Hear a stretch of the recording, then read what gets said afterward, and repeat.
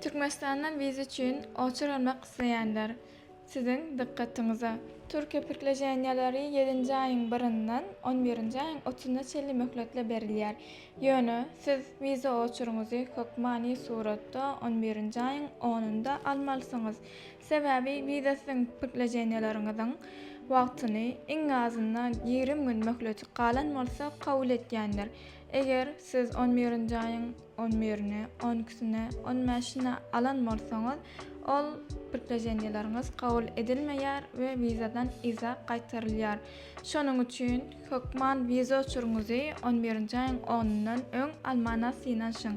Eger oçuruňyz bar bolsa, ýöne siziň pirklejenýalaryňyz ýok bolsa, alazym danışmanlyk size garaşýar.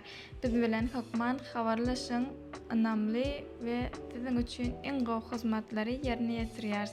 Aşagda nomerlerimiz bellenendir. Size garaşýas.